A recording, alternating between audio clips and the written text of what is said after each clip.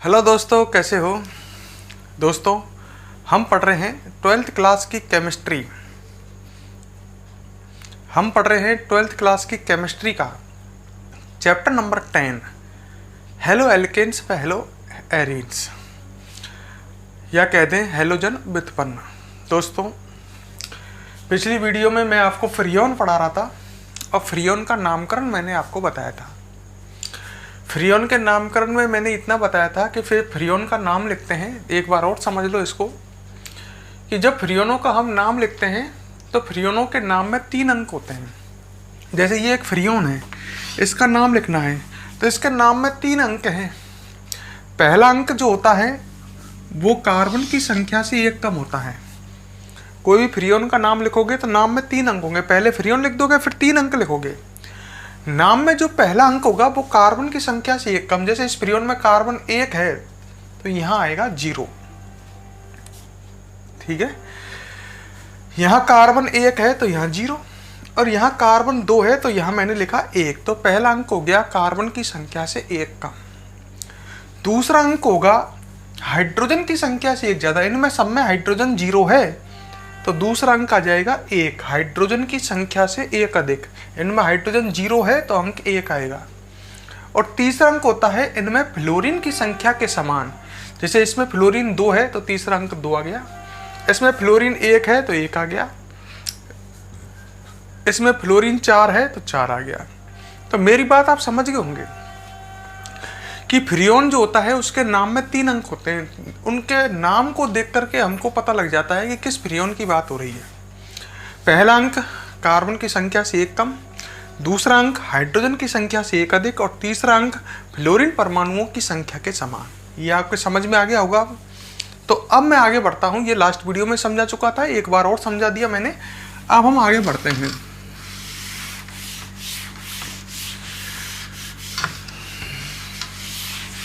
अब हम बात करते हैं आगे।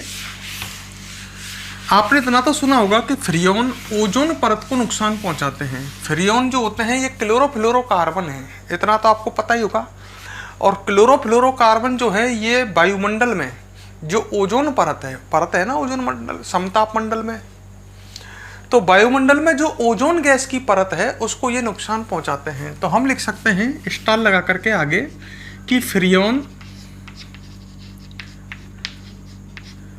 ओजोन परत को नुकसान पहुंचाते हैं। क्लियर?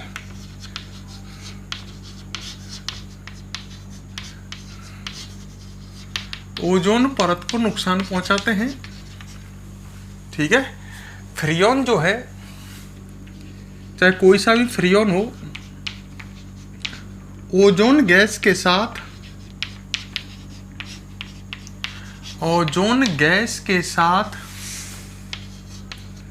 मुक्त मूलक अभिक्रिया करते हैं।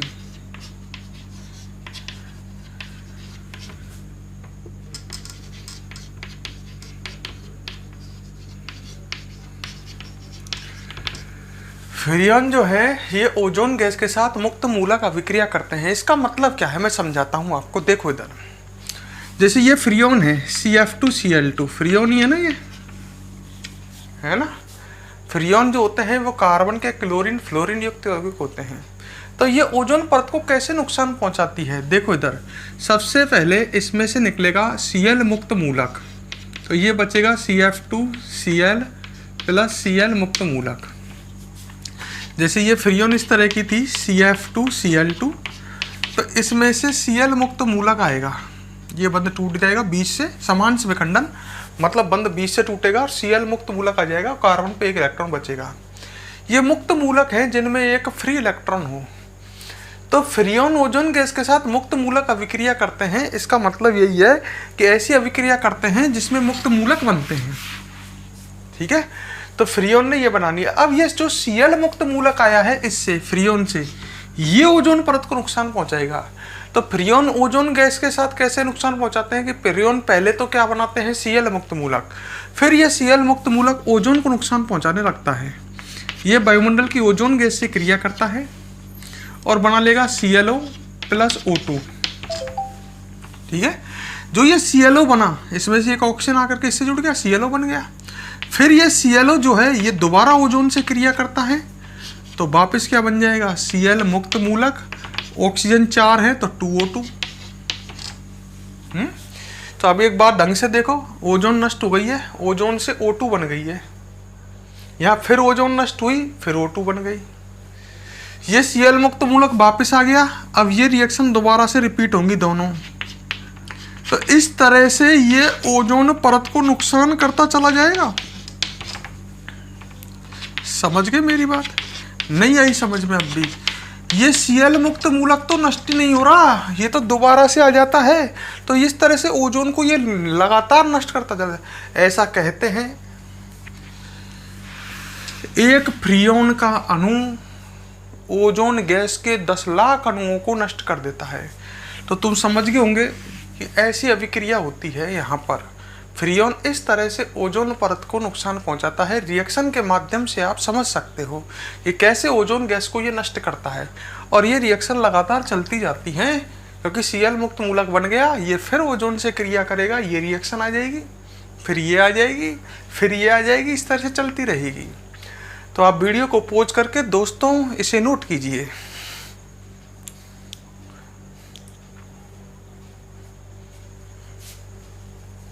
कर लिया नोट? हाँ भाई, अब इसमें 2 छोटे छोटे टॉपिक और हैं, इनको फटाफट देख लेते हैं, काम की बात देखते हैं। एक टॉपिक है DDT,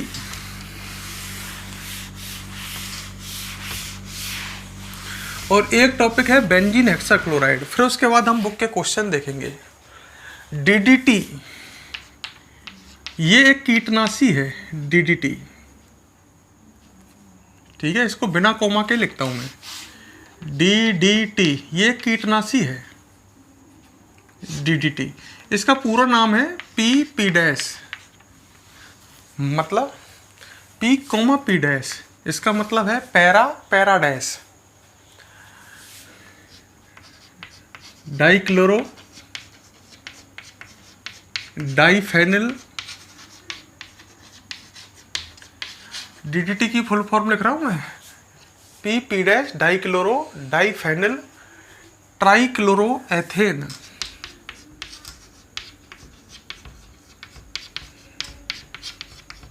ये इसकी फुल फॉर्म है DDT की।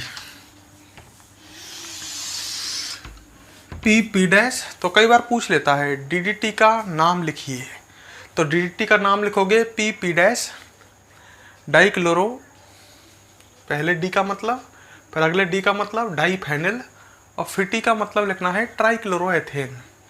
तो ये है DDT, PP- डाइक्लोरो डाइफेनिल ट्राइक्लोरोएथेन। इसकी स्ट्रक्चर कैसे होती है? इस तरह से होती है।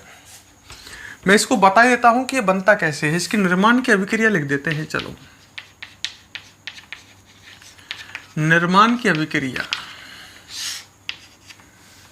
ठीक है। इसको बनाएंगे कैसे? तो आपको करना क्या है, क्लोरोबेंजीन लेनी है, 2 अणु, इस तरह से बना दूं क्लोरोबेंजीन। क्लोरोबेंजीन एक एरिल हैलाइड है जिसमें हेलोजन समूह बेंजीन वलय से जुड़ा होता है। अच्छा, यहाँ पर 2 H है या नहीं है? हैं। बेंजीन में सभी स्थानों पर H होंगे, इसको छोड़ करके यहाँ यहाँ यहाँ यहाँ, तो ये क्लोरोबेंजीन है। इसकी अभिक्रिया आपको इससे करानी है,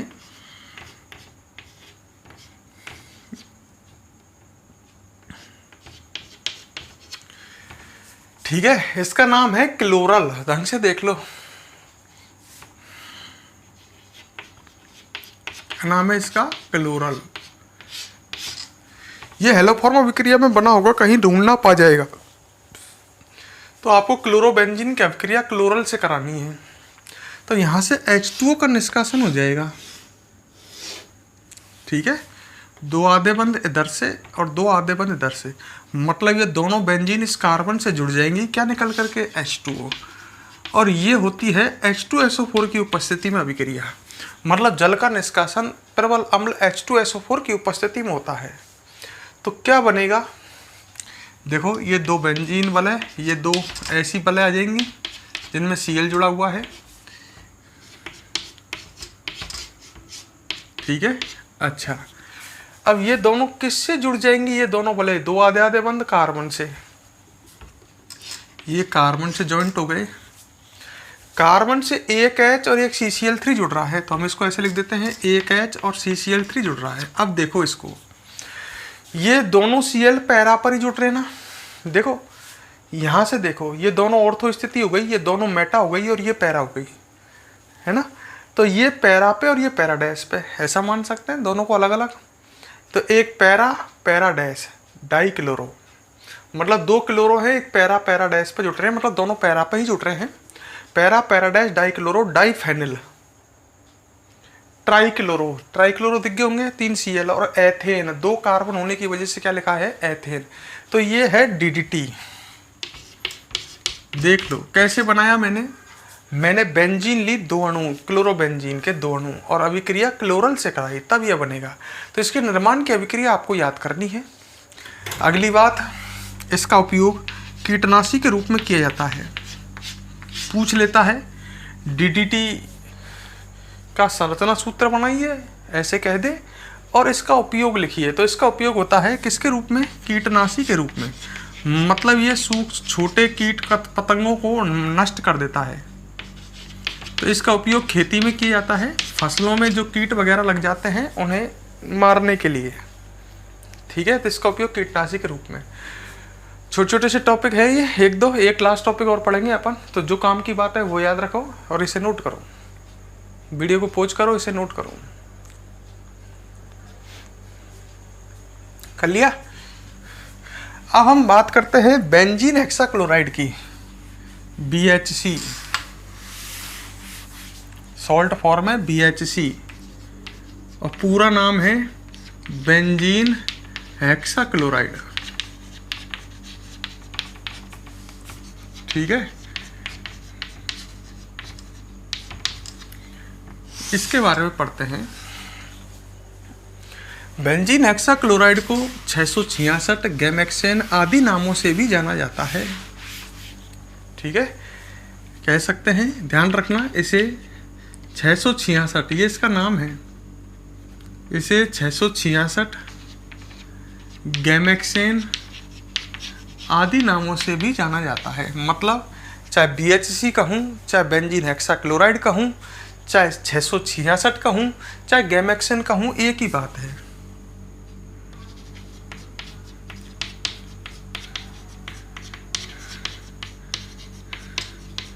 ठीक है।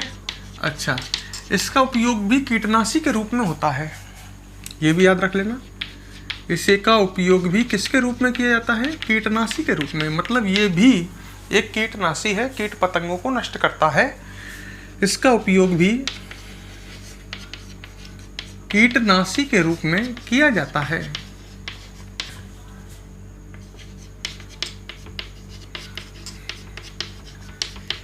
ठीक है। अच्छा, अब बात करते हैं इसके निर्माण की विधि, ये बनेगा कैसे।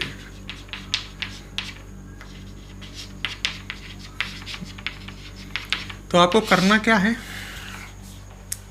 बेंजीन लेना है, बेंजीन C6H6 बेंजीन ले लिया। अच्छा, बेंजीन में 6 कार्बन है और 6 ही हाइड्रोजन है, सब कार्बनों पे एक एक हाइड्रोजन भी जुड़ा हुआ है। बेंजीन की अभिक्रिया आपको क्लोरीन गैस से करानी है सूर्य के प्रकाश की उपस्थिति में। तो इससे Cl मुक्त मूलक आएंगे, Cl2 से टोटल 6 आ जाएंगे, 6 Cl2, 3 Cl2 है। तो सूर्य के प्रकाश की उपस्थिति में क्लोरीन में समांश विखंडन होता है, तो Cl मुक्त मूलक बनेंगे। और ये क्या करेंगे, ये जो बंध है ना, ये पाई बंध, इसको तोड़ करके प्रत्येक कार्बन से जुड़ जाएंगे। मतलब प्रत्येक कार्बन से ये बंध टूट जाएंगे, जो द्विबंध है, दिख रहे हैं ना, ये बंध टूटा, एक Cl यहाँ, एक यहाँ, ये बंध टूटा, एक Cl यहाँ, एक Cl यहाँ, इस तरह से ये जुड़ जाएंगे। जुड़ गए, तो ये बन गया BHC, बेंजीन हेक्साक्लोराइड। इसका फॉर्मूला क्या है, इसमें कार्बन 6 हैं, हाइड्रोजन भी 6 हैं, क्योंकि हाइड्रोजन तो है ही है, और Cl भी 6 हैं। ये BHC है, बेंजीन हेक्साक्लोराइड। इसको 666 क्यों बोल रहे हैं, समझ गए होंगे। इसमें कार्बन, हाइड्रोजन और क्लोरीन तीनों 6 हैं, तो ये है, इस तरह से हम इसे बना सकते हैं। बहुत ही सरल विधि है बनाने की। तो वीडियो को पॉज करो और इसे भी आप दोस्तों नोट करो।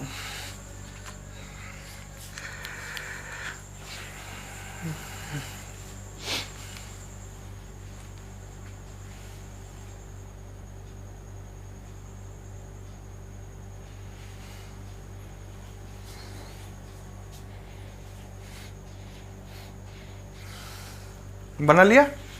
अब इस चैप्टर के हम बुक के क्वेश्चन देखते हैं। ये थ्योरी कंप्लीट हो चुकी है, 15 लेक्चर कंप्लीट लग चुके हैं, ये 16वां चल रहा है ना।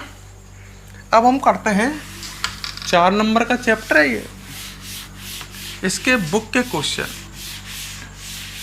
तो यहाँ से इस चैप्टर के बुक के क्वेश्चन जो पाठ्य पुस्तक के अंत में दिए गए हैं, तो हम करते हैं अब बुक क्वेश्चन।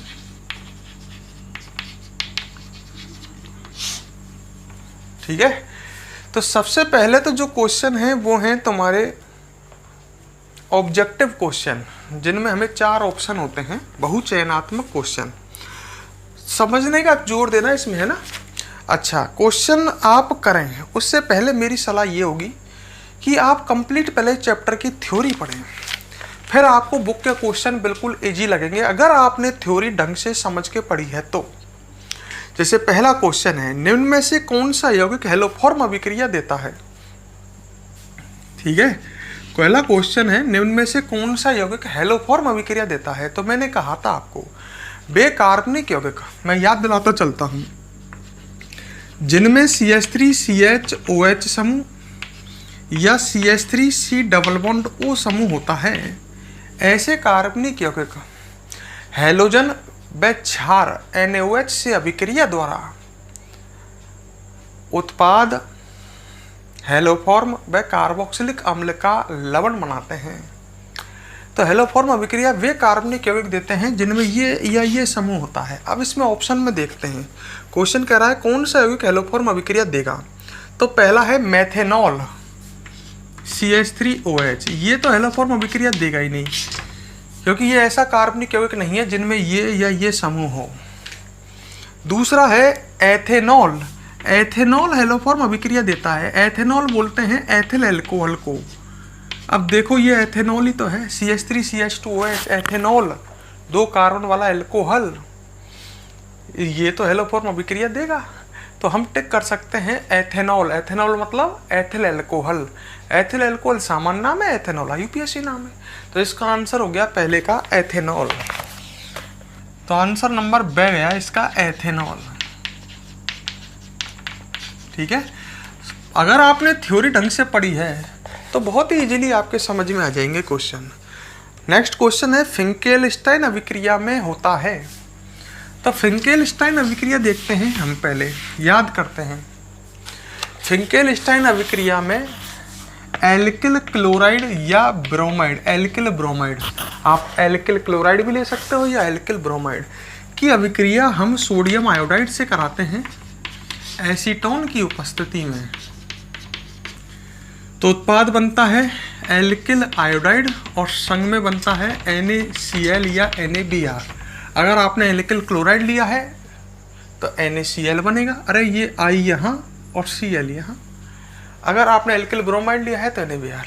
अच्छा, इस अभिक्रिया में क्या हो रहा है, इस अभिक्रिया में हो रहा है हेलोजन एक्सचेंज। ढंग से देख लो, हेलोजनों का एक्सचेंज, मतलब इसका हेलोजन यहाँ सोडियम से जुड़ जाएगा और इसका हेलोजन यहाँ जुड़ जाएगा, यही हो रहा है ना।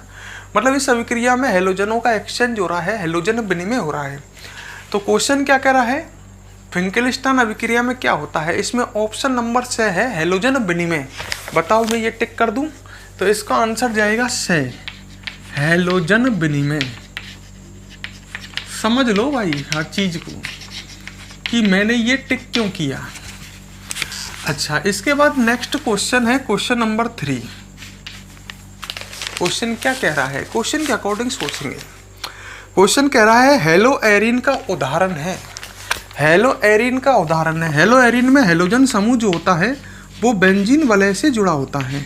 ध्यान आ गया होगा, हेलोजन समूह बेंजीन वलय से होता है। तो अब देखते हैं, सबसे पहला ऑप्शन है CH3Cl।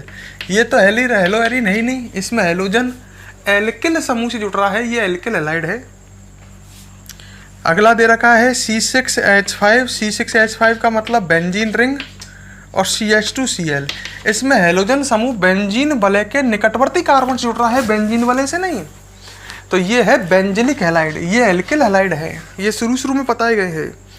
एक ऑप्शन है C6H5Cl, ये है, तो ये सही है ना, तो ये टिक कर दो आप। ये है ऑप्शन नंबर ड, C6H5। C6H5 तो ये हो गया और इससे Cl जुड़ रहा है, तो ये है एरिल हैलाइड, हेलो एरिन्स ये है, ढंग से समझ लो भाई। नेक्स्ट क्वेश्चन है नंबर 4। क्वेश्चन क्या कह रहा है, कौन सा यौगिक AgNO3 के साथ पीला अवक्षेप देगा। ध्यान करो, मैंने आयोडोफॉर्म, क्लोरोफॉर्म तो अभिक्रिया करता ही नहीं है, क्लोरोफॉर्म बताया था मैंने, ये AgNO3 से अभिक्रिया करता ही नहीं है। जबकि आयोडोफॉर्म जो है वो क्रिया कर लेता है, और आयोडोफॉर्म AgNO3 से अभिक्रिया करके AgI का पीला अवक्षेप बनाता है, ऐसी आपकी कॉपी में लिखा हुआ है AgI का, और संग में बन जाएगा CH2 और NO3, ये बनेगा। तो कौन सा हमने पढ़ा है, आयोडोफॉर्म AgNO3 से अभिक्रिया करके पीला अवक्षेप बनाएगा AgI का, तो इसमें ऑप्शन टिक हो जाएगा। आयोडोफॉर्म दे रखा है ए में CHI3, जल्दी नहीं करें, मतलब ऑप्शन ए सही है, ये आयोडोफॉर्म होता है CHI3। नेक्स्ट क्वेश्चन है क्वेश्चन नंबर 5। कार्बिल एमीन अभिक्रिया में मध्यवर्ती क्या बनता है। तो कार्बिल एमीन अभिक्रिया जब लिखाई है तो उसमें मध्यवर्ती, ध्यान करो, उसमें मध्यवर्ती बनता था डाइक्लोरोकार्बीन। सब आपके कॉपी में लिखे हुए हैं, अगर आप कॉपी की थ्योरी को ढंग से कर लेते हैं तो क्वेश्चन तो बिल्कुल लल्लू है। कार्बिल एमीन में भी यही बनता है और क्लोरोफॉर्म की राइमर्टिमान में भी मध्यवर्ती यही बनता है। तो इसका आंसर हो जाएगा ये जो भी दे रखा है, से में दे रखा है, ये इसका नाम था डाइक्लोरोकार्बीन। तो कार्बिल एमीन और क्लोरोफॉर्म की राइमर्टिमान, क्लोरोफॉर्म की कार्बिल एमीन और क्लोरोफॉर्म की राइमर्टिमान दोनों में मध्यवर्ती यह बनता है। क्वेश्चन नंबर 6 है, SN2 अभिक्रिया में बनता है, ऑप्शन में है संक्रमण अवस्था, हाँ, SN1 में मध्यवर्ती कार्ब कैटायन बनता है, और SN2 अभिक्रिया में, चैप्टर क्लियर होना चाहिए, SN2 अभिक्रिया एक ही पद में होती है जिसमें मध्यवर्ती बनती है संक्रमण अवस्था। तो बताओ मैं यही टिक कर दूं, SN2 अभिक्रिया में क्या बनता है, ऑप्शन में है संक्रमण अवस्था, हाँ, तो इसका आंसर जाएगा ए संक्रमण अवस्था। देख लो, सब कुछ आपको पढ़ा है, कहीं भी कोई भी चीज़ ऐसी नहीं है जो आपको पहले नहीं बताई है, बशर्ते आपकी थ्योरी ढंग से झंझनाट हो, बिल्कुल कुछ भी नहीं है, कलल्लू क्वेश्चन है। क्वेश्चन नंबर 7, निम्न में से किस यौगिक का द्विध्रुव आघूर्ण 0 होता है। तो ध्यान रखना, कार्बन टेट्राक्लोराइड, इसका द्विध्रुव आघूर्ण 0 होता है, ये 11th में पढ़ा जाता है, तो इसमें आप ध्यान ही रख लो, आ जाए तो कभी। इसका द्विध्रुव आघूर्ण कितना आता है, 0, ठीक है। अच्छा, इसके बाद आए आपके अति लघुत्तरात्मक प्रश्न। अति लघुत्तरात्मक समझ गए, छोटे क्वेश्चन, मतलब जिनके आंसर छोटे हों। क्वेश्चन नंबर 8 है, DDT एवं BHC का पूरा नाम लिखिए। ये तो आज ही पढ़ाया है, आप DDT का पूरा नाम लिखना है और BHC का पूरा नाम लिखना है। ये क्वेश्चन नंबर 8 है, 7 हो चुके हैं पहले। DDT का पूरा नाम लिख सकते हो, अभी बताया था, पैराडैश डाइक्लोरो डाइफेनिल ट्राइक्लोरोएथेन। याद होना चाहिए चैप्टर, कुछ भी नहीं है क्वेश्चन में। और एक और था, BHC का पूरा नाम लिखिए, बेंजीन हेक्साक्लोराइड। नेक्स्ट क्वेश्चन है क्वेश्चन नंबर 9। किसी एक क्वेश्चन को ढंग से सुनो, वैसे तो बुक आपके सामने खुली होनी चाहिए आपकी, जब आप इस चैप्टर की थ्योरी को पढ़ रहे हों। क्वेश्चन नंबर 8 है, किसी एक तृतीयक एल्किल हैलाइड का नाम व सूत्र।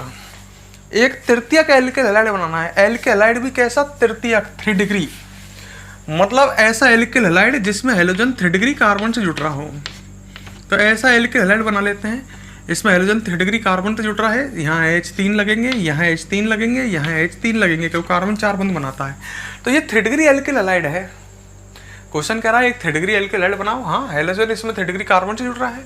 अगर 2 डिग्री कार्बन जुड़ रहा होता तो 2 डिग्री एल्किल हैलाइड पहले बताया है, 1 डिग्री तो ये एक 3 डिग्री अर्थात तृतीयक एल्किल का नाम लिखना है। तो सबसे पहले तो इसका दोनों तरह का नामकरण बताया है। पहले इसका सामान्य नाम लिख देते हैं।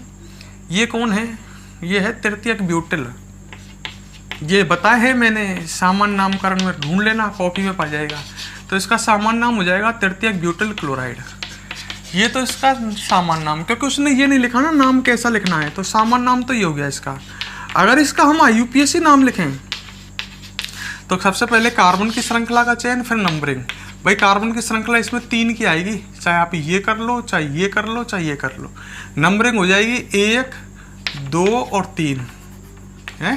तो क्या आएगा नाम? पहले लिखोगे प्रतिस्थापी। 2 प्रतिस्थापी दिख रहे होंगे। हेलोजन भी IUPAC में प्रतिस्थापी होता है, एक मैथिल है और एक क्लोरो है। अंग्रेजी वर्णमाला में पहले क्लोरो लिखते हैं कि Maithil? Chloro.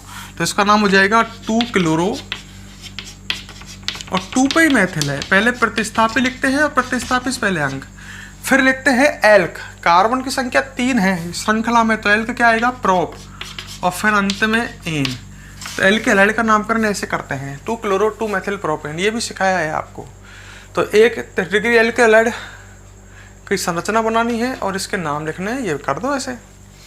Question next, question number 10। Haloform अभिक्रिया देने वाला एक एल्कोहल। क्वेश्चन नंबर 10 है। क्वेश्चन क्या कह रहा है? हेलोफॉर्म अभिक्रिया देने वाला एक एल्कोहल। एक एल्कोहल लिखना है, तो आपको पता ही है हेलोफॉर्म अभिक्रिया एथिल एल्कोहल देता है। ये हेलोफॉर्म अभिक्रिया देता है ना, क्योंकि इसमें ये समूह है, ढंग से पाया गया होगा आपको। तो हेलोफॉर्म अभिक्रिया देने वाला एक एल्कोहल तो ये हो गया। अच्छा, आगे क्या कह रहा है? एक कीटोन और बनाना है। कीटोन बनाऊं तो इस तरह का हो जाएगा। ये भी हेलोफॉर्म अभिक्रिया देता है, एसीटोन है ये, क्योंकि इसमें CH3CO समूह है, ये दिख गया होगा। तो एथिल एल्कोहल और कीटोन एसीटोन दोनों हेलो। आगे क्या कह रहा है? दोनों के नाम व सूत्र तो ये हो ही गए, नाम लिख देते हैं। इसका नाम सामान्य नाम हो जाएगा इसका एथिल एल्कोहल, और इसका IUPAC नाम हो जाएगा एथेनॉल। एथेनॉल इसका IUPAC नाम है। 2 कार्बन है और अंत में क्रियात्मक समूह का अनुलग्न एथेनॉल। अच्छा, इसका सामान्य नाम एसीटोन है, आपको पता ही है खूब। और इसका IUPAC नाम लिखेंगे। तो IUPAC में कार्बन की श्रृंखला का चयन 1, 2 और 3 है। तो इसका नाम हो जाएगा प्रोपेन 2 ऑन। ये इसका IUPAC नाम है, जो आगे सीख जाओगे और ढंग से, है ना, क्योंकि आपके आगे एक चैप्टर आएगा कीटोन वाला, उसमें और सीखोगे। और आपने 11वीं में सीखा है तो बहुत बढ़िया है। CO समूह के लिए अनुलग्न ऑन लगता है, तो प्रोपेन 2 ऑन इसका IUPAC नाम है, और नहीं तो आप आगे सीखोगे, अभी कोई टेंशन नहीं है। नेक्स्ट क्वेश्चन है, मैथिल क्लोराइड से मेथेनॉल बनाने के लिए किस अभिकर्मक का उपयोग करते हैं? Question number 11। मैं इनको फटाफट मिटा रहा हूँ, आप जरूरत पड़े तो पोज कर लिया करो जब मैं क्वेश्चन पढ़ूँ। नेक्स्ट आपको नोट करना हो तो पोज कर लिया करो। क्वेश्चन नंबर 11 क्या कह रहा है? मैथिल क्लोराइड से, ये मैथिल क्लोराइड है, पता होना चाहिए अब तो। मेथेनॉल बनाना है, मेथेनॉल ये है, एक कार्बन वाला। किस अभिकर्मक को काम में लेंगे? Cl की जगह OH लाना है तो जलीय KOH काम में ले लो ना। KOH से आएगा OH माइनस, जो हेलोजन हटा करके खुद जुड़ जाएगा। तो मैथिल क्लोराइड से मैथिल अल्कोहल, ये पढ़ा है आपने, नाभिक स्नेही प्रतिस्थापन अभिक्रिया है। मैथिल क्लोराइड से मैथिल अल्कोहल बनाने के लिए हम किस अभिकर्मक को काम में लेते हैं? तो अभिकर्मक हो गया जलीय KOH, ये क्रियाकारक ही है, ये अभिकर्मक है जलीय KOH। Clear? Next question, question number 12, जिसमें IUPAC नाम लिखवाया है। देखो ये चैप्टर आपको हर चीज में निपुण कर रहा है। क्वेश्चन नंबर 12 क्या कह रहा है? कह रहा है इसका IUPAC नाम लिखना है। किसका? इसका CH3CH Cl CH Br CH3। सबसे पहले हम कार्बन की श्रृंखला का चयन करेंगे, नंबरिंग इधर से करेंगे।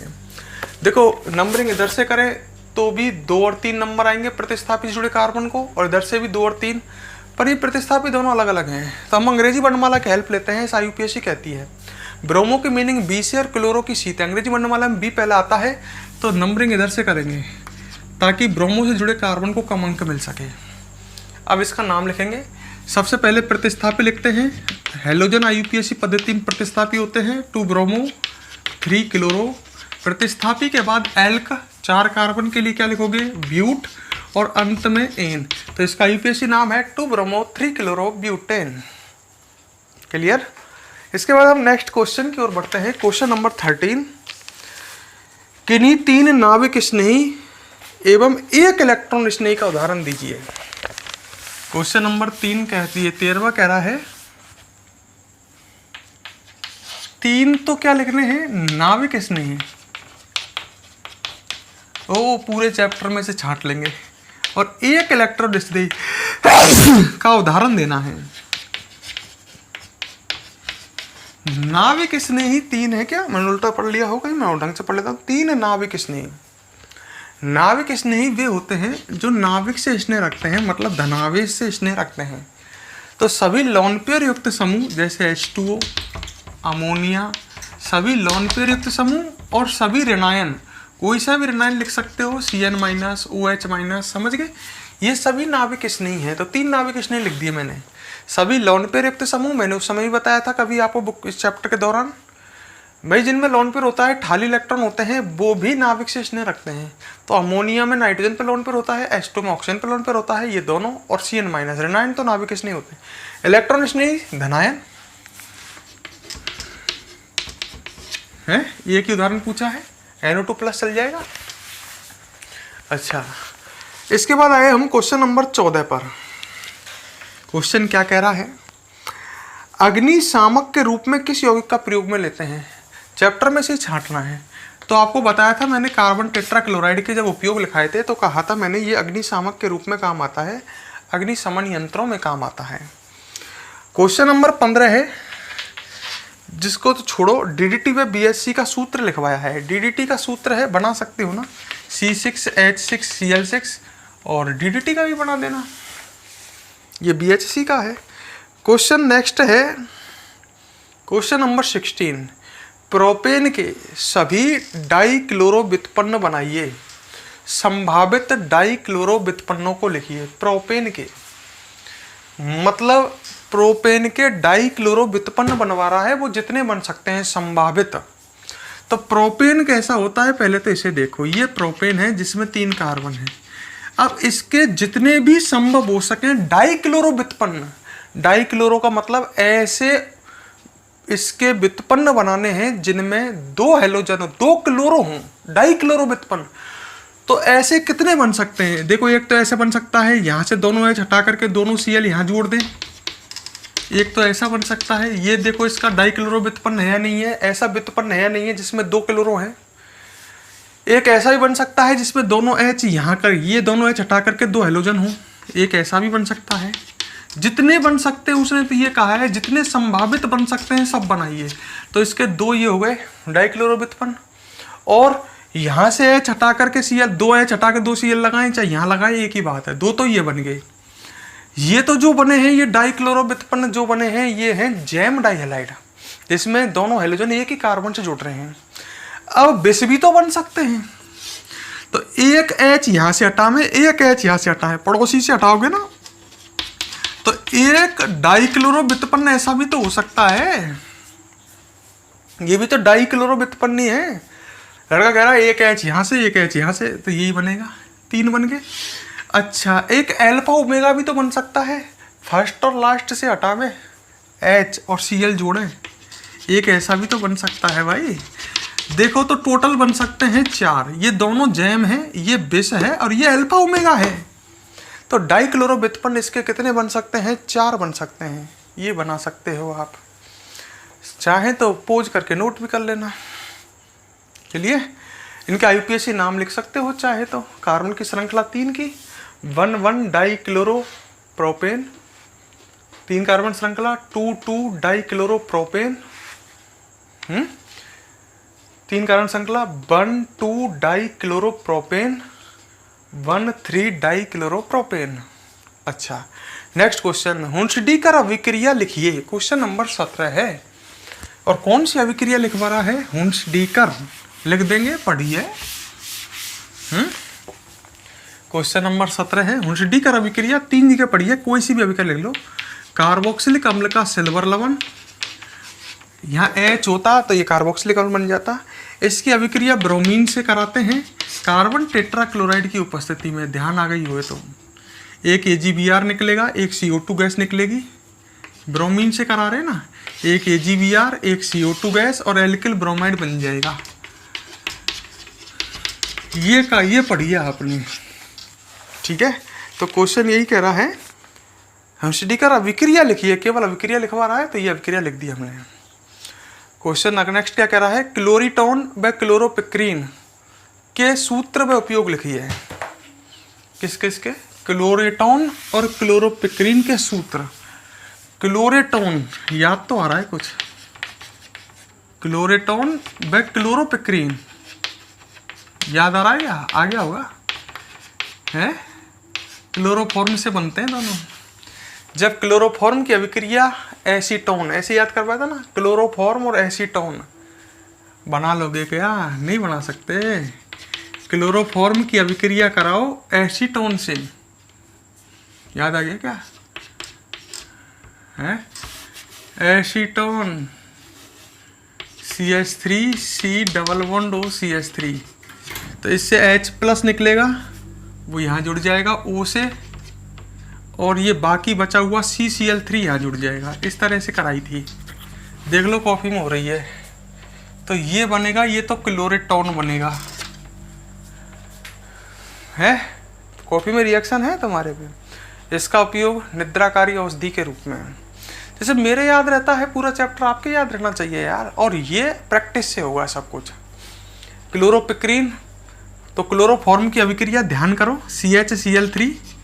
क्लोरोफॉर्म की अभिक्रिया नाइट्रिक अम्ल से कराई थी, HNO3 से। H2O निकल करके ये H2O निकल गया, ये बना था क्लोरोपिक्रीन, जिसका उपयोग कीटनाशी के रूप में किया जाता है। तो उपयोग भी पूछा है उसने और उनके सूत्र भी पूछे हैं। चैप्टर बिल्कुल रटन तो होना चाहिए, धड़ाक धड़ाक क्वेश्चन होंगे, सब कुछ कॉपी में से है, कुछ भी मैंने नया नहीं बताया। Question next, question 18। क्वेश्चन क्या कह रहा है? 18 तो करा दिया। क्वेश्चन नंबर 19, शुद्ध क्लोरोफॉर्म प्राप्त करने के लिए श्रेष्ठ अभिकर्मक है। कुछ भी लिख दो यार, इसमें कोई श्रेष्ठ तो है नहीं। क्लोरोफॉर्म प्राप्त करने के लिए लिख दो एथिल अल्कोहल प्लस हेलोजन, कौन सी? Cl2 प्लस NaOH, है? एथिल अल्कोहल प्लस ब्रंजक चूर्ण लिख दो। भाई क्लोरोफॉर्म प्राप्त करने के लिए श्रेष्ठ अभिकर्मक है तो लिख दो कोई भी, एथिल अल्कोहल प्लस ब्रंजक चूर्ण, एसीटोन प्लस ब्रंजक चूर्ण। पढ़िए आपने यार, ये कहीं भी कोई सा भी लिख दो, कोई श्रेष्ठ नहीं, सब बढ़िया है। क्लोरोफॉर्म को वायु में खुला छोड़ने पर कौन सी गैस बनती है? क्वेश्चन नंबर 20 ये कह रहा है। जब क्लोरोफॉर्म को हम वायु में खुला छोड़ते हैं, याद आ गई होगी आपको, CHCl3। क्लोरोफॉर्म को अगर आप वायु में खुला छोड़ दो तो एक विषैली गैस बनती है, कौन सी? फॉस्जीन COCl2 लिख दो क्या? नेक्स्ट क्वेश्चन, मैथिल क्लोराइड एवं मैथिल आयोडाइड में कौन अधिक क्रियाशील है? मैथिल क्लोराइड और मैथिल आयोडाइड, थोड़ा सा दिमाग लगाना इसमें हल्का सा। ये तो दोनों समान हो गए, जब ये टूटेगा तो ये बनाएगा CH3+ और Cl-, और इससे क्या बनेगा? CH3+ और I-। ये तो सेम बन रहे हैं, तो इनसे तो कोई अच्छा। मैंने कहा था I- अपने बड़े आकार के कारण अधिक स्थायी होता है, तो ये अधिक क्रियाशील होगा। भाई CH3I से मध्यवर्ती I- बनेगा, जबकि CH3Cl से मध्यवर्ती Cl- बनता है। I- अपने बड़े आकार कारण अधिक स्थायी होता है, इसलिए CH3I CH3Cl से अधिक क्रियाशील होता है। जैसे मैं बोल रहा हूं ऐसे ही आपको पेपर में लिखना है। क्लियर? नेक्स्ट क्वेश्चन की ओर बढ़ते हैं। हाँ भाई, चलो अब हम बात करते हैं क्वेश्चन नंबर 22 की। क्वेश्चन नंबर 22 क्या कह रहा है, इसको ढंग से समझना भाई, ये थोड़ा अजीब सा है समझने में। C5H12 की संरचना लिखिए, इसकी संरचना बनानी है जो केवल एक मोनोक्लोरो व्युत्पन्न बनाता है। C5H12 की संरचना लिखिए जो केवल एक मोनोक्लोरो व्युत्पन्न बनाता है। C5H12 पेंटेन 3 संरचनाओं में मिलता है। एक इसकी संरचना ये होती है भाई, इसमें कार्बन होंगे कितने, 5। एक ये होता है और पेंटेन एक इस संरचना में मिलता है। तो इस C5H12 की 3 संरचना होती हैं, एक ऐसी।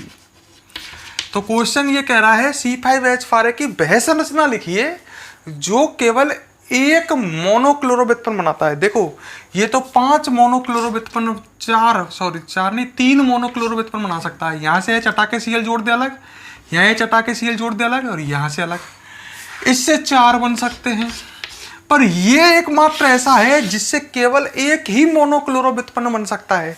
आप कहीं से भी H हटा करके Cl जोड़ लो, एक जैसा ही बनेगा। तो इससे जो मोनोक्लोरो व्युत्पन्न बनेगा वो ये होगा, मोनोक्लोरो मतलब एक Cl वाला व्युत्पन्न ये ही बनेगा, चाहे H यहाँ से हटा लो, चाहे यहाँ से, चाहे यहाँ से। तो अपना आंसर हो गया। तो C5H12 की वह संरचना लिखिए जो केवल एक मोनोक्लोरो व्युत्पन्न बनाता है। तो अपना आंसर है ये ऐसी संरचना है जो केवल एक मोनोक्लोरो व्युत्पन्न बनाती है, जबकि इसके अंदर जो 2 संरचनाएं थी वो तो कई सारे मोनोक्लोरो व्युत्पन्न बनाती है।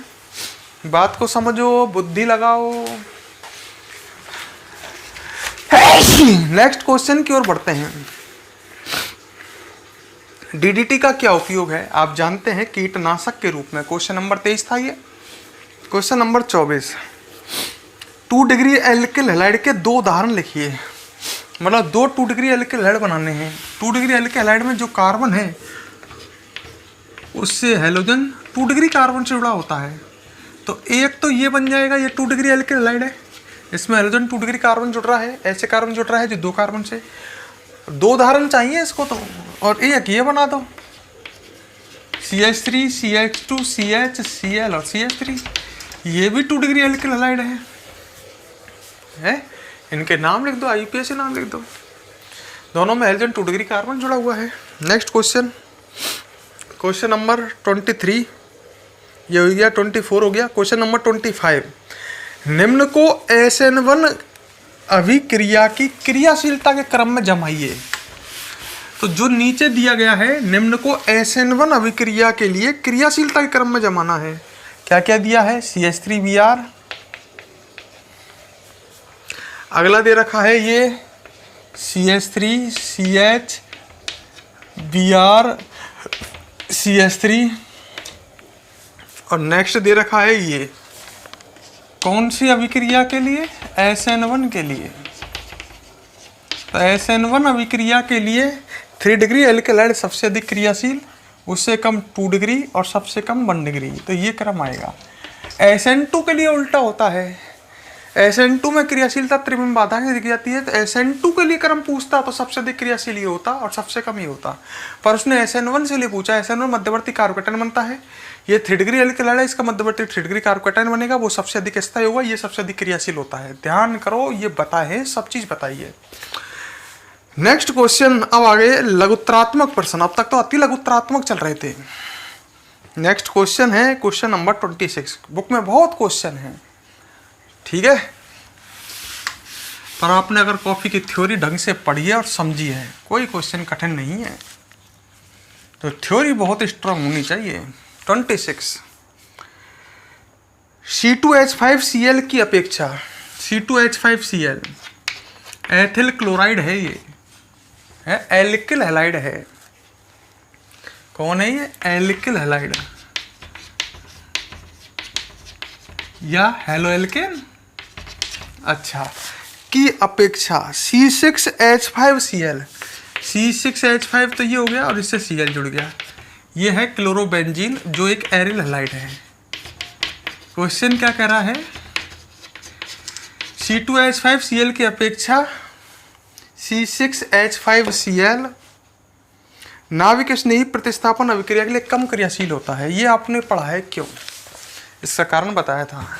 क्योंकि एल्केलाइड में जो CX बंध है, इनमें जो CX बंध होता है, ये एल्केलाइड है ना, इसमें जो ये CX बंध है ये एकल बंध होता है, जबकि इसमें एल्केलाइड में ये अनुनाद के कारण आंशिक द्विबंध होता है। और नाभिक स्नेही प्रतिस्थापन अभिक्रियाओं में CX बंध टूटता है और ये इसमें अनुनाद के कारण आंशिक द्विबंध होता है। अतः एरिल में उपस्थित CX बंध एल्केलाइडों के CX बंध से अधिक प्रबल है, इसलिए aryl halide chlorobenzene alkyl halide ethyl chloride की तुलना में कम क्रियाशील होता है। लिख रहा है कॉपी में, ढूंढो। क्वेश्चन नंबर 27, एथिल ब्रोमाइड से ग्रिग्नायर अभिकर्मक कैसे बनाते हैं? बहुत सिजी क्वेश्चन। एथिल ब्रोमाइड है, एथिल ब्रोमाइड ये हो जाएगा CH2 CH3, ये एथिल समूह, इससे ग्रिग्नायर अभिकर्मक बनाना है तो इसकी अभिक्रिया मैग्नीशियम धातु से करा दो, शुष्क ईथर की उपस्थिति में ग्रिग्नायर अभिकर्मक बन जाएगा। क्योंकि ग्रिग्नायर अभिकर्मक ऐसे बन जाएगा, ये बंध टूट करके बीच में मैग्नीशियम आ जाएगा, पढ़ी होगी आपने। क्वेश्चन नेक्स्ट 28, BHC निर्माण की अभिक्रिया लिखिए, आज ही पढ़ाई है। बेंजीन की अभिक्रिया क्लोरीन से करानी है, सूर्य के प्रकाश की उपस्थिति में BHC बन जाएगा। क्वेश्चन नंबर 29, क्लोरोबेंजीन से निम्न कैसे प्राप्त करोगे? क्वेश्चन नंबर 29 है, क्लोरोबेंजीन से निम्न कैसे प्राप्त करोगे? तो क्लोरोबेंजीन से निम्न क्या क्या है? ये दे रखा है फिनॉल, क्लोरोबेंजीन से फिनॉल प्राप्त करना है, बहुत ही सरल क्वेश्चन कह रहा है। क्लोरोबेंजीन से निम्न कैसे प्राप्त करोगे? फिनॉल। तो क्लोरोबेंजीन की अभिक्रिया सोडियम बाइकार्बोनेट के जलीय विलयन से कराते हैं उच्च ताप 623 केल्विन पर। ध्यान आ रहा होगा, इससे अटैक करने OH- आता है, सीर हटा जुड़ जाता है। नाभिक स्नेही प्रतिस्थापन अभिक्रिया में है ये क्लोरोबेंजीन। एल्केलाइड की नाभिक स्नेही प्रतिस्थापन अभिक्रिया में ये अभिक्रिया मिल जाएगी आपको। क्वेश्चन कह रहा है क्लोरोबेंजीन से डाइफेनिल कैसे प्राप्त करोगे? इससे डाइफेनिल बनाना है, क्लोरोबेंजीन से डाइफेनिल, बहुत सरल। क्लोरोबेंजीन लो और इसकी अभिक्रिया सोडियम धातु से करा दो, ये क्लोरोबेंजीन ही तो है। वुडज की फिटिग है, फिटिग 2 NaCl निकल जाएंगे, शुष्क ईथर की उपस्थिति में डाइफेनिल बन जाएगा। अरे फिटिग अभिक्रिया कॉपी में हो रही है, तो क्लोरोबेंजीन से हम डाइफेनिल बना सकते हैं। क्लोरोबेंजीन से टोलुइन कैसे बनाओगे? नू करा है। अच्छा, क्लोरोबेंजीन से क्या बन पा रहा है? टोलुइन। ओ ये भी सरल। अब के ये ले लो, क्लोरोबेंजीन की अभिक्रिया मेथिल क्लोराइड से करा दो सोडियम धातु की उपस्थिति में, ये है वुडज फिटिग, टोलुइन बन जाएगा, आपका NaCl निकल जाएगा, CH3 जुड़ जाएगा। तो ये तो सरल है, पर ढंग से पढ़ें तो। क्वेश्चन नंबर 30 है, बीटा विलोपन को समझाइए। बीटा विलोपन अभिक्रिया को ही कहते हैं, पढ़ी होगी। विलोपन अभिक्रिया वह कार्बनिक अभिक्रिया जिसमें किसी कार्बनिक अणु से 2 समूहों का क्या होता है? विलोपन, वही है बीटा विलोपन अभिक्रिया। ठीक है। क्वेश्चन नंबर 31, हापमान कार्बिल एमीन अभिक्रिया की क्रियाविधि लिखिए, कॉपी में करा रखी है। हापमान कार्बिल एमीन समझा रखी है, उसकी क्रियाविधि भी समझाई थी, 2 पदों में संपन्न होती है, नहीं आई? प्राथमिक एमीन की अभिक्रिया क्लोरोफॉर्म और एल्कोहलिक के OH से कराते हैं, उत्पाद एल्किल आइसोसाइनाइड बनता है, दुर्गंध युक्त। क्वेश्चन नंबर 32, क्वेश्चन क्या कह रहा है? क्लोरोफॉर्म से निम्न कैसे प्राप्त करोगे? क्लोरोफॉर्म से, अच्छा, तो क्लोरोफॉर्म की अभिक्रियाओं में मिलेंगे ये। सीधी सी बात है, अपना दिमाग ऐसे ही लगाओ। क्लोरोफॉर्म से निम्न कैसे प्राप्त करोगे? तो क्लोरोफॉर्म की अभिक्रिया में पहुंच जाओ अपने दिमाग को लेकर के। क्वेश्चन कह रहा है क्लोरोफॉर्म से एसिटिलीन, क्लोरोफॉर्म CHCl3, इससे एसिटिलीन आपको बता दूं मैं, एथाइन को ही कहते हैं, एथाइन का सामान्य नाम एसिटिलीन है, ये बनाना है। तो क्लोरोफॉर्म की अभिक्रिया Ag चूर्ण से करा दो, 2 अणु लो इसके, याद आ गई होगी, कराई है, 6 AgCl निकल जाएंगे, ये बन जाएगा एथाइन, याद आ गया तो पा जाएगा। लास्ट अभिक्रिया है सिल्वर चूर्ण से अभिक्रिया क्लोरोफॉर्म के एथाइन बन रहा है, एसिटिलीन बन रहा है। क्लोरोफॉर्म से प्राप्त करना है कार्बन टेट्राक्लोराइड, क्लोरोफॉर्म से कार्बन टेट्राक्लोराइड बनाना है। अच्छा, तो क्लोरोफॉर्म की अभिक्रिया क्लोरीन से करा दो। सूर्य के प्रकाश की उपस्थिति में पढ़ाई होगी। कार्बन टेट्राक्लोराइड निर्माण की विधि में भी पढ़ाई है। एक HCl निकल जाएगा, यहाँ Cl जुड़ जाएगा। ये पढ़ाई है, कहाँ भी पढ़ाई है। कार्बन टेट्राक्लोराइड निर्माण की विधियों में भी। अच्छा, अगला कह रहा है क्लोरोफॉर्म से सैलिसिल एल्डिहाइड है, राइमर्टिमान है। क्लोरोफॉर्म से सैलिसिल एल्डिहाइड बनाना है तो राइमर्टिमान कैसे होगी? फिनॉल की अभिक्रिया क्लोरोफॉर्म और जलीय KOH से करानी है, सैलिसिल एल्डिहाइड बन जाएगा। राइमर्टिमान अभिक्रिया है, ये करा रखी है आपको। क्वेश्चन नंबर 33, कार्बन टेट्राक्लोराइड के 4 उपयोग लिखिए। पढ़े हैं 4 उपयोग, अग्निशमन में, टैपर में, हुकवर्क के इलाज में, विलायक के रूप में, ये पढ़े हैं ड्राई क्लीन में, निर्जल धुलाई में। 4 उपयोग लिख दो। नेक्स्ट क्वेश्चन है, निम्न को एनिलीन से कैसे प्राप्त करोगे? एनिलीन से निम्न को कैसे प्राप्त करोगे? एनिलीन से, एनिलीन ये होता है, तो निम्न को एनिलीन से कैसे प्राप्त करोगे? क्वेश्चन कह रहा है क्या? एनिलीन से निम्न को, किसको? क्लोरोबेंजीन है। एनिलीन से क्लोरोबेंजीन कैसे प्राप्त करोगे? तो कुछ नहीं, पहले डाइएजोकरण कराओ। एनिलीन की अभिक्रिया HNO2, ध्यान करो, HCl के मिश्रण से कराओ, बेंजीन डाइएजोनियम क्लोराइड बनेगा। ध्यान करो, एजोनियम क्लोराइड बनेगा, भूल गए क्या? फिर इसकी अभिक्रिया सेंडमेयर कराओ। बेंजीन डाइएजोनियम क्लोराइड की अभिक्रिया Cu2Cl2 प्लस HCl के मिश्रण से कराओ, क्लोरोबेंजीन बन जाएगा। तो इस तरह से हम एनिलीन से क्लोरोबेंजीन बना सकते हैं। पहले एनिलीन से बेंजीन डाइएजोनियम क्लोराइड बनना है, फिर बेंजीन डाइएजोनियम क्लोराइड की अभिक्रिया Cu2Cl2 व HCl के मिश्रण से करानी है, क्लोरोबेंजीन बन जाएगा। अगला कह रहा है ब्रोमोबेंजीन कैसे बनाओगे? तो Cu2Br2 प्लस HBr के मिश्रण से करा दो, ब्रोमोबेंजीन बन जाएगा। अगला कह रहा है आयोडोबेंजीन कैसे बनाओगे? तो Ki प्लस Ki की उपस्थिति में गर्म कर दो, ये हो रही है कॉफी में। Next question. अच्छा, अगला क्वेश्चन है,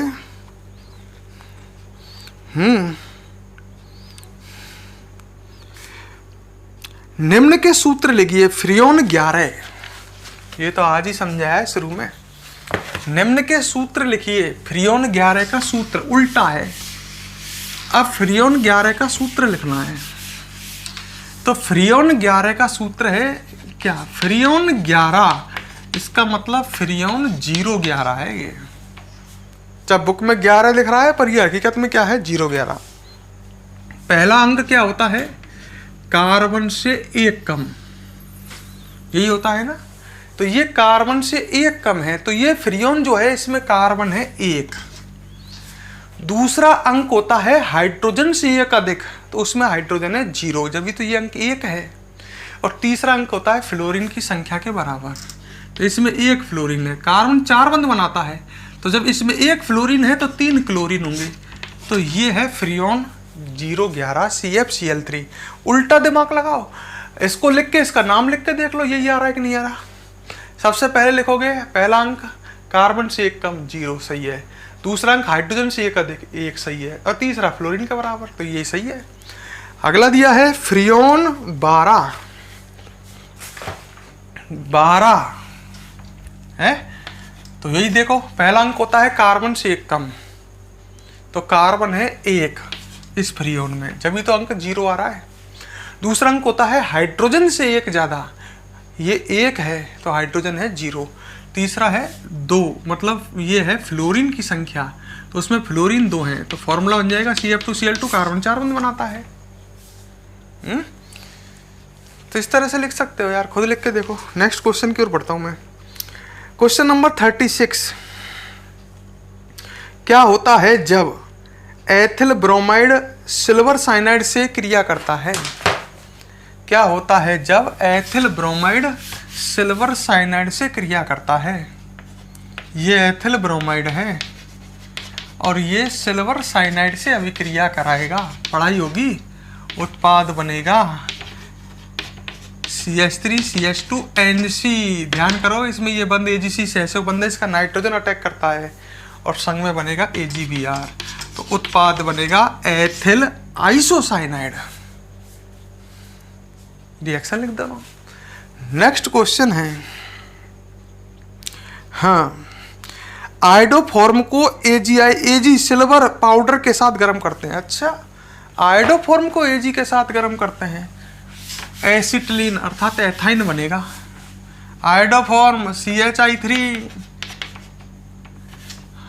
आयोडोफॉर्म को किसके साथ गर्म करते हैं? एजी चूर्ण के साथ। तो 6 लेने हैं, ध्यान आ गया होगा यार, नहीं आई अभी अभिक्रिया। 6 AgI निकल करके एथाइन बनेगा। तो ये क्वेश्चन भी हो गया 36। नेक्स्ट क्वेश्चन की ओर बढ़ते हैं। 37, बेंजिल क्लोराइड क्लोरोबेंजीन से अधिक क्रियाशील है, क्यों? इसका भी कारण बताया था। बेंजिल क्लोराइड, ये रहा बेंजिल क्लोराइड, सब चीज लिख रही है, हैं? क्लोरोबेंजीन से अधिक क्रियाशील है, क्यों? ये बात चल रही है नाभिक स्नेही प्रतिस्थापन अभिक्रिया के लिए।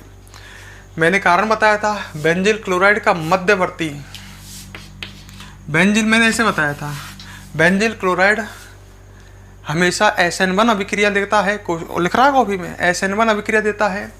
इसका मध्यवर्ती कार्ब कैटायन अनुनाद के कारण अधिक स्थायी होता है, अत्यधिक स्थायी होता है, इसलिए ये अधिक क्रियाशील है। तो ये अधिक क्रियाशील क्यों है? इसका कारण ये हमेशा SN1 अभिक्रिया देता है, और इसका SN1 के मध्यवर्ती क्या बनता है? Carb cation. इसका मध्यवर्ती कार्ब कैटायन अनुनाद की वजह से अत्यधिक क्रियाशील होता है, अत्यधिक स्थायी होता है।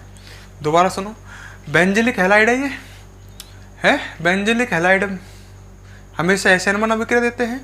बेंजिलिक हैलाइड का मध्यवर्ती कार्ब कैटायन अनुनाद के कारण अत्यधिक स्थायी होता है, इसलिए यह अधिक क्रियाशील है। ये कम क्रियाशील क्यों है? क्योंकि इसमें CX बंध अनुनाद के कारण आंशिक द्विबंध होता है, अतः ये CX बंध टूटता ही नहीं है। तो ये बहुत नाभिक स्नेही प्रतिस्थापन अभिक्रिया के लिए एरिल हैलाइड अर्थात क्लोरोबेंजीन बहुत कम क्रियाशील है, क्योंकि इसमें CCl बंध अनुनाद के कारण आंशिक द्विबंध होता है। ये हो गया आंसर, कॉपी में लिख रहा है आपके में। क्वेश्चन नंबर, इसके बाद हम बढ़े नेक्स्ट पर। निम्न को समझाइए, निबंधात्मक प्रश्न है।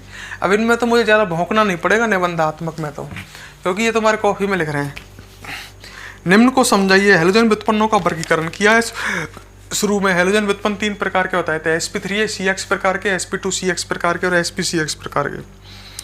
इनमें CX बंध की प्रकृति एल के हैलाइडों में समझानी है, समझा देना। CX बंध की प्रकृति एरिल हैलाइडों में भी पढ़ा रखी है, लिखो तो लिख देना। क्वेश्चन नंबर 39, निम्न से कैसे प्राप्त करेंगे एल्कोहल से एल्किल हैलाइड? है क्वेश्चन कह रहा है एल्कोहल से एल्किल हैलाइड कैसे प्राप्त करेंगे। लो भाई, ये एल्कोहल हो गया और इससे एल्किल हैलाइड प्राप्त करना है। बता क्या करूँ? इसकी अभिक्रिया अम्ल HCl से करा लो, एल्किल हैलाइड प्राप्त हो जाएगा। एल्कोहल की अभिक्रिया जब HCl से कराएंगे, हाइड्रोजन हैलाइड से कराएंगे, तो एल्किल हैलाइड प्राप्त हो जाएगा ना। अरे आप पढ़िए, एल्कोहल की अभिक्रिया हाइड्रोजन हैलाइड से कराने पर, या एल्कोहल की अभिक्रिया फास्फोरस के हैलाइडों से कराने पर एल्किल हैलाइड प्राप्त हो जाएगा। नेक्स्ट क्वेश्चन कह रहा है हैलोजन विनिमय से एल्किल हैलाइड। हैलोजन विनिमय से, तो ये तो फिंकेलस्टाइन और श्वार्ट लिखवा रहा है, लिख देना। उसमें हैलोजन विनिमय से एल्किल हैलाइड बनता है। भाई फिंकेलस्टाइन में एल्किल क्लोराइड या एल्किल ब्रोमाइड से एल्किल हैलाइड बनता है। ये हैलोजन विनिमय तो हो रहा है इसमें, तो इसमें फिंकेलस्टाइन और श्वार्ट अभिक्रिया लिखनी है।